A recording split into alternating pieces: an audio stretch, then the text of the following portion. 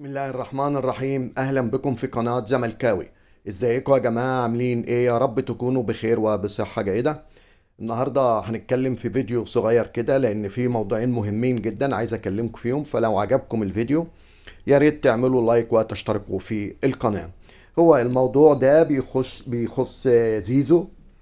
ان طلع علينا الصحفي الكبير احمد عبد الباسط بمفاجأة كبيرة جدا، ان نادي الزمالك بيمر بأزمة مالية طاحنة، وما عندوش فلوس وما عندوش دولارات وما عندوش فلوس يحل مشاكله، مشكلة القيد، وما عندوش فلوس يحل مشكلة مستحقات اللعيبة، وما عندوش فلوس لدفع مرتب المدير الفني، وما عندوش فلوس يشتري لعيبة جدد او صفقات جديدة. وقال ان نادي الزمالك لديه مخطط لبيع زيزو، احد افضل لاعبي الكورة في مصر ونادي الزمالك.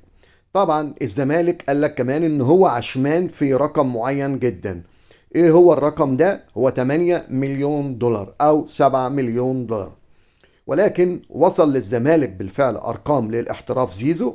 هذه الارقام جاءت من الدوري التركي وكذلك الدوري السعودي، ولكنها لا تتخطى للآن 5 مليون دولار أو 3 مليون دولار أو 4 مليون دولار. هذه الأرقام لم تتلقى قبول نادي الزمالك، يعني ما عجبتش نادي الزمالك. طبعا الزمالك قال لك أنا هاخد 7 أو 8 مليون دولار مع بعض الامتيازات للزمالك، زي نسبة البيع، لما تيجوا تبيعوا تاني مرة تانية ياخد نسبة له. المشكلة الحقيقية ان الزمالك عنده ازمات ولازم يحلها عن طريق ايه؟ عن طريق بيع زيزو. ولكن الزمالك عنده مخاوف كتيرة جدا جدا داخل نادي الزمالك من رد فعل الجمهور، لان الجمهور مش هيوافق على بيع هذه الصفقة، لان زيزو بيعتبر هو اهم لاعب في نادي الزمالك. ولكن في نفس الوقت الزمالك عنده مشاكل مالية، ولازم عشان يتخلص من المشاكل المالية دي لازم يبيع زيزو.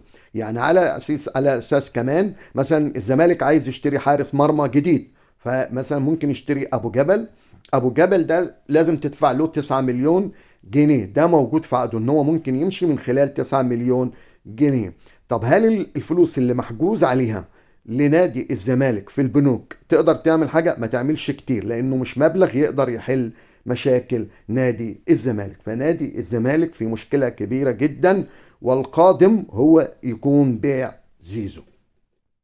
الموضوع الثاني اللي هنتكلم فيه وهو أزمة القيد لنادي الزمالك. اتحاد الكرة أرسل للاتحاد الدولي وسأله هل لو الزمالك دفع فلوس الغرامة القيد يفتح والمشكلة انحلت؟